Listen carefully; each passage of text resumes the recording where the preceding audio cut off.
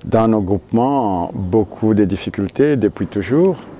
Et à chaque fois que nous pensons à des réalisations, bon, il y a des problèmes des moyens. Il a bien signifié, si aujourd'hui des moyens sont disponibles, c'est pour dire que tout ce que nous avions comme projet, programme, devient une question de s'y mettre et de travailler. Voilà. Je pense, très particulièrement aujourd'hui, avec la remise de véhicules de travail à chaque chef de groupement, c'est un signe précurseur dans notre chefferie qui montre à suffisance que dans les jours à venir, un peu plus de moyens vont être disponibles et nous permettre de travailler et de faire en sorte que tous nos programmes et nos projets réussissent. Ces hommes dignes et fiers, hérités d'une grande tradition et porteurs des valeurs de vie, sont restés à leur poste malgré les difficultés de leurs existences et surtout la dure réalité de notre arrière-pays. Il a fallu une grande organisation autour de Mwami Munongo pour tenir et relever ces défis, car les réticences furent nombreuses dans un pays qui n'a pas vraiment expérimenté la décentralisation. Ces sages ont d'ailleurs témoigné. Ils sont les membres du conseil de la chefferie. En tout cas, aujourd'hui, c'est une journée très remarquable pour nous, les Yek, de la chefferie de Bayek. Pourquoi? Parce que tout ce qu'on disait dans des grandes réunions de conseil du Bwami, aujourd'hui, nous venons de palper tout ce qu'on nous racontait. Nous, on était bleus, parfois on négligeait, parfois on disait que non, peut-être on est en train, oui, on doutait, on est en train peut-être de nous tromper. Pourquoi? Parce que alors c'était un projet là, qui vient de refléter aujourd'hui, vous voyez, c'est promettant que Dieu puisse lui donner aussi une idée de pouvoir quand même développer sa chefferie avec le geste que nous venons de voir aujourd'hui, d'où tous les chefs de groupement de sa chefferie viennent de se réjouir. Comment? En bénéficiant chacun une type. Et cette dernière commencera aussi à épanouir leur développement dans leur fief coutumier, là où ils sont. Parce que par exemple, ils sont territoriaux. Avec leur DIP, celles-ci pourront quand même leur aider de pouvoir quand même faire l'itinérance de leur groupement. Ils vont faire des rapports par-ci par-là et qu'eux vont nécessairement transmettre ici acquis de droit au chef-lieu de la chefferie.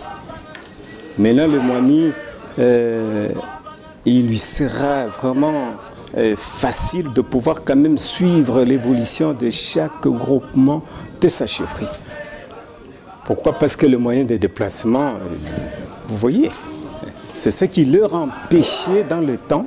Maintenant, cette fois-ci, je crois que le Mwami, le grand chef, a pu songer à ce que ces gens-ci ne puissent pas quand même avoir un peu de difficultés par-ci, par-là, ou sur le plan coutumier, que ce soit sur le plan administratif.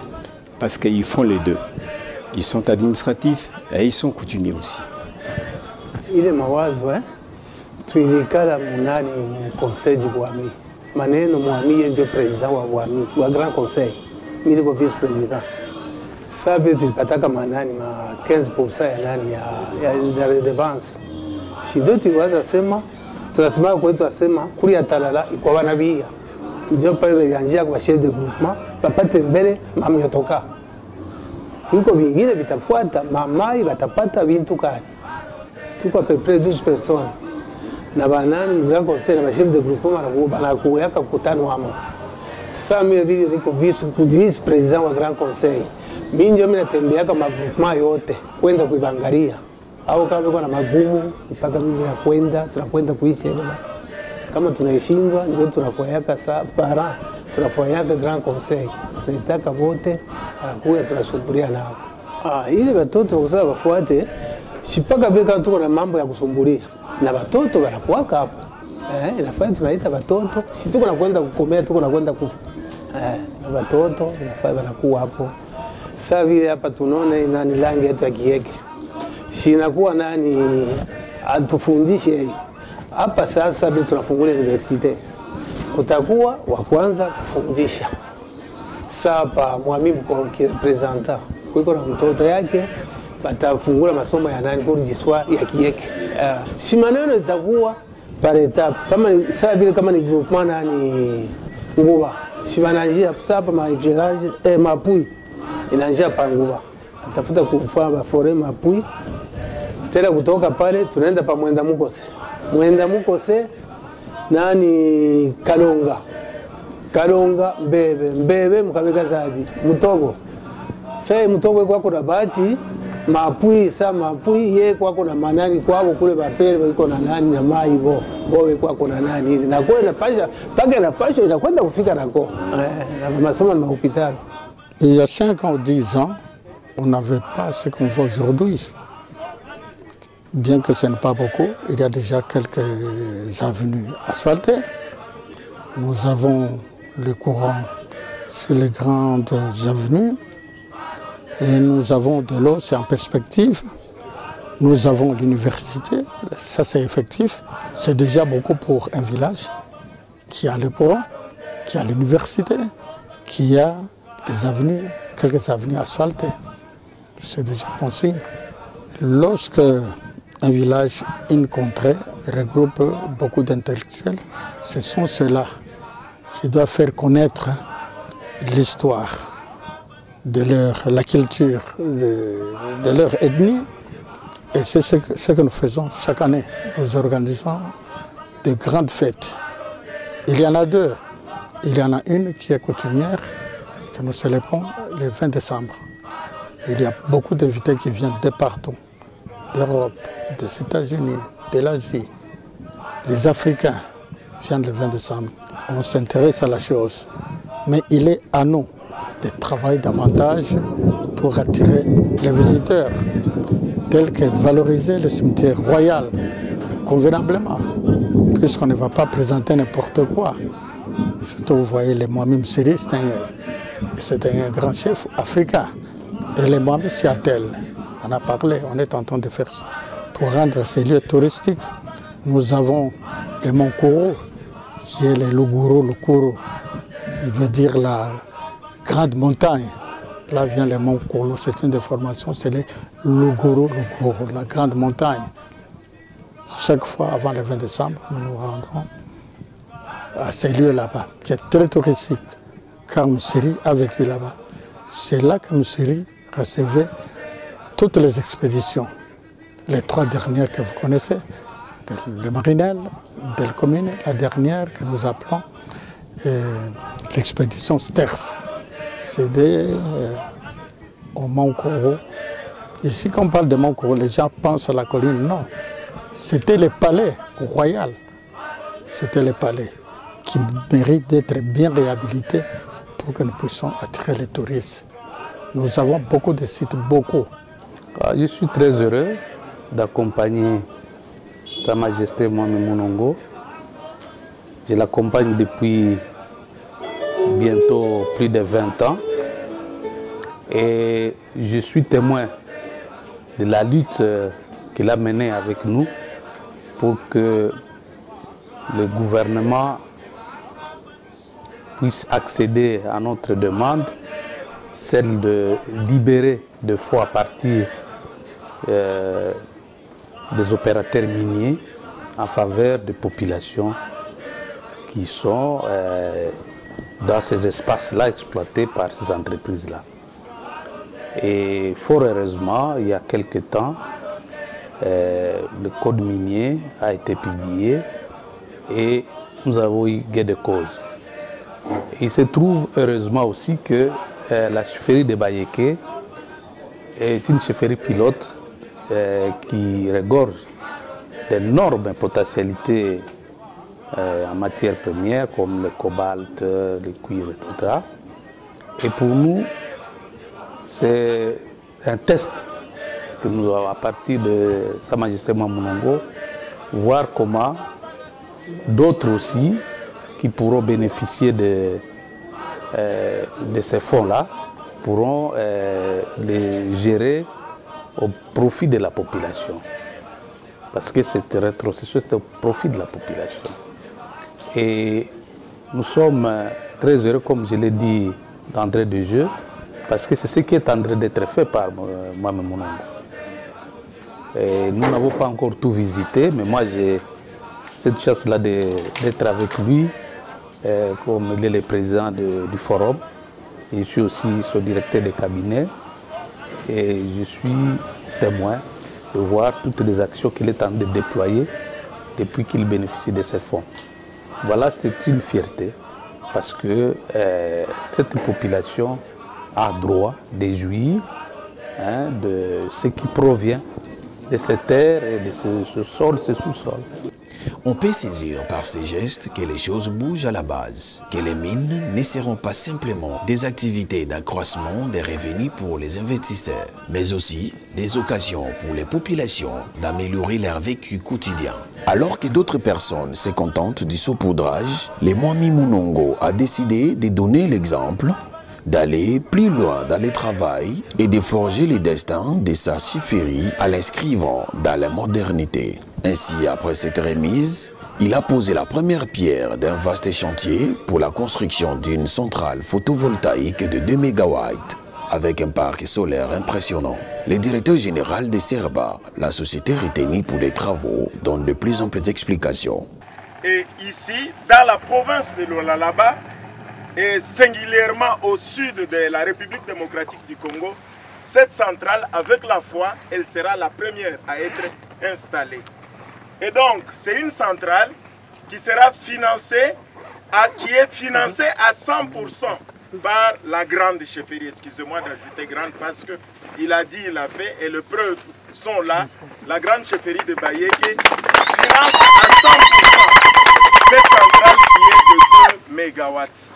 De toutes les façons, selon les calculs exponentiels qu'on a pu faire, la centrale de la chefferie allait être de 1,5 MW. Et comme on ne cesse de dire que le besoin crée l'organe, on est en train de voir, plus il y a des efficacités, plus il y a des actions, il y aura un centre d'attraction. Nous avons l'université, demain il y aura, etc., etc. Alors la centrale pourra créer encore ici à Bunkeya un centre d'attraction. C'est ce qui a fait qu'on est parti de 1,5 MW jusqu'à 2 MW. Et cette centrale, faudra-t-il le répéter parce que c'est nécessaire, elle est financée à 100% en fonds propres par la grande chefferie de Bayeke. Donc, celui qui va exécuter, c'est Serbra que nous représentons. Comme vous voyez là, c'est le champ qu'on appelle le site solaire, le champ. Donc c'est un champ de panneaux solaires. Et les pieds qui sont en bas, ce sont des pieds automatiques avec un système rotatif qui suivent le mouvement du soleil. Et donc, point de question de dire on va suivre le mouvement du soleil, mais par contre ce sont des panneaux sur base de luminescence. Les panneaux vont bouger avec un système rotatif pour essayer de suivre et accumuler. Ça c'est le champ, là c'est également le champ, là je vais revenir à la fin. Et le système qui est là, c'est le système le plus grand complet. Là nous avons le système répartiteur. Et donc, la production ici au parc solaire va partir d'un point 1 qui est le champ et ça sera dirigé au répartiteur. À moins qu'il y ait des contradictions, nous avons été avec le service de l'urbanisme, nous avons été également avec le service de cadastre et puis tous les services attitrés de l'État, ils ont accepté que nous puissions placer cet répartiteur en amont sur le flanc droit, si nous quittons de ce côté, à côté de la résidence officielle de Sa Majesté Mwami. C'est là qu'on va placer cet répartiteur qui pourra répartir. De ce côté-là, à droite. Oui, à droite, oui. Avec votre autorisation, bien entendu. Aucun inconvénient. Et c'est là qu'on va placer. Et de là, il y aura des cabines qui seront installées de manière à alimenter toute la ville et pourquoi pas même des villages environnants. Et ici, en dernière position, pour ne pas abuser de votre temps, nous avons le système d'inverseur. Et avec la capacité de 2 MW, nous aurons plus ou moins 20 invertisseurs. Et là en bas, il y a la batterie. Beaucoup de gens se posent la question comment expliquer le panneau peut fonctionner. Le champ solaire peut fonctionner même la nuit.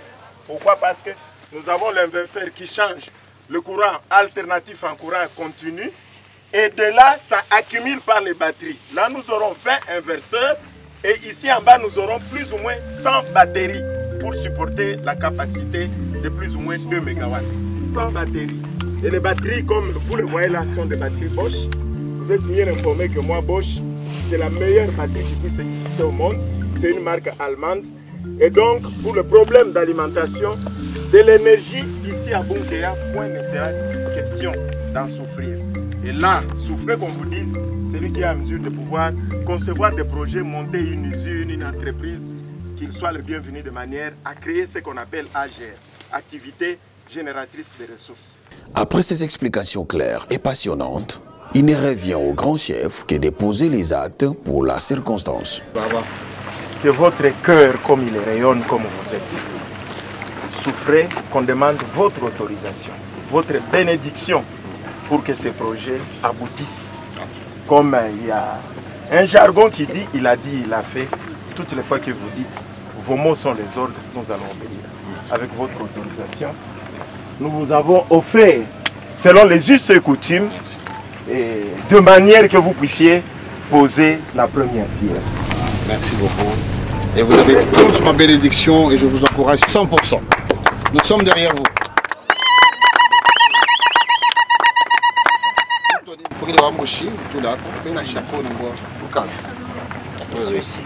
Allez.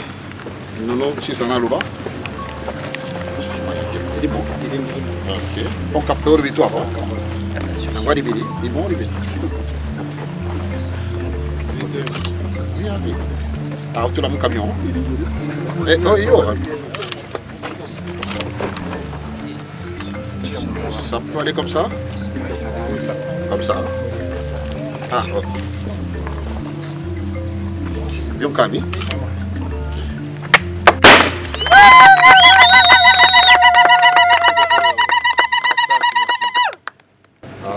En tout cas, Bouanaroni, au nom de la population de la chefferie des Baéké, ainsi que des membres de la dynastie de notre famille, nous tenons à vous encourager sincèrement que ce projet, comme ma photo, au niveau de photos et de théorie, que ça se concrétise. Nous avons beaucoup de potentiel, tant touristique qu'industriel dans cette chefferie, mais le courant est un handicap pour nous. Donc soutenez-nous, réussissez cette partie du projet et nous, l'autre partie, on va réussir. Bonne chance, que Dieu nous bénisse tous. Merci bien. Merci. Moment de joie continue, moment d'espoir annoncé, les habitants de Bunkea et ceux venus de l'interregroupement ont senti le vent des changements venir et souffler dans la chefferie de Mousseri, comme si les grands ancêtres avaient soufflé sur cette contrée pour lui donner sa chance de donner l'exemple. Sur le chemin de retour vers sa résidence, les Moami et sa délégation se sont arrêtés au chantier où s'érige le bâtiment administratif de la chefferie, centre futur d'impulsion des activités dans cette partie du pays, qui expérimente au concret les retombées de l'application des nouveaux codes miniers. Ah, vas-y, Bonaro, s'il y a un petit mot, mais on regarde sur moi. En tout cas, votre honneur, nous osons croire, nous avons promis qu'en 3 mois, si on ne demande pas de sursis, le 22, on pourra remettre le bâtiment. Février, mars. Février, votre honneur. Okay. Parce qu'il y a... Là, il y a des petits travaux de maçonnerie. Oui, seulement début mars. On vous donne le petit sursis. Début mars. Merci. Hein, début mars, comme ça, tout le monde parce que les cas, la plomberie, etc., c'est déjà Lubumbashi. De ce lundi déjà, on amène tous les carreaux, on achemine déjà. Moutoumi qui est bien. Bunkea se couche déjà, car le soleil à l'horizon s'en va. Mais la journée a été longue et riche en événements. Et pour fixer tout cela et donner un sens au passé, comprendre le présent et projeter l'avenir, qui des mieux que de lui-même pour expliquer son combat et créer la passerelle entre ces sujets. Quand j'étais étudiant à Boston, Massachusetts, il m'arrivait de m'asseoir de faire un plan. C'était pour mon père au départ. Comment reconstruire le Bugaraganza? Comment rebâtir ce que nous étions et avec qui? Mais je me butais toujours au mot, quel moyen? Il n'y avait pas de moyen. Mon père nous quitte, le Mwami, Moussiri, Godefroy Chombeka, Mounongo, connu sous le nom de Kifouaki à l'époque. Il nous quitte en 92. Mon frère devient Mwami, Christian Mouemera. Le même cahier que j'avais, je l'ai toujours, le cahier de Boston, je l'ai. Il est en Californie chez mon frère. Je fais le plan. Identique, le problème était le même. Comment faire sans moyens rebâtir ce qu'on doit rebâtir? 5 ans après, mon frère aîné nous quitte. Maintenant, les notables me piègent. Dans le bon sens, ce n'est pas négatif. Ils me tirent en disant, tu as fini tes études, marie-toi vite, mais tu deviens notre père. Passe devant nous. Eh bien, j'ai repris le petit cahier de l'époque universitaire. 20 ans. Comment faire les moyens? Beaucoup de relations, beaucoup de contacts. Les Kadhafi, les Banda, tous ces chefs d'État, les Zouma, on les connaît. On s'appelle, on a des relations, même ceux qui ne sont plus là, leur famille. Pour vous dire, quand je dis les Kadhafi, ce n'est pas Kadhafi qui m'a donné ça, les leaders. C'est Hamad, son petit frère, l'année passée. On se voit 1 fois par an au Caire, il vit au Caire. Donc on a gardé des bonnes relations. Mais les moyens pour faire ce qu'on doit, pour ce qu'on est supposé faire et ce qu'on aimerait faire. Voilà qu'avec ce code minier, on se retrouve avec... On aurait aimé avoir plus, comme tout le monde, mais avec ce qu'on a, et surtout l'intelligence des chefs de groupement, comme le Mwami Kalonga qui est là, et l'équipe que j'ai, l'exécutif de la chefferie, on est en mesure maintenant de quitter le niveau des rêves, des petits projets d'étudiants là, en hiver de l'autre côté. Maintenant, l'eau potable, l'électricité, les universités, et j'en passe. Vraiment, surtout l'agro-pastorale, comme j'ai dit, on va aller dans les groupements très rapidement pour leur donner la force. Et voilà que vraiment Dieu nous a aidés. D'où pour nous, cette loi est propice, tombe à pic, et nous la soutenons totalement et mordicus. Les députés de la législature passée, ainsi que les différents gouvernements, en tenant mordicus à la promulgation des nouveaux codes, tels qu'adoptés, avaient planté les bases d'un vrai développement de nos entités et par-delà du pays tout entier. Car les moyens injectés dans les infrastructures de base et l'agriculture vont stabiliser les populations et surtout garantir un fond de dignité et de fierté nationale. Une journée à Bunkea pour changer les visages du Congo.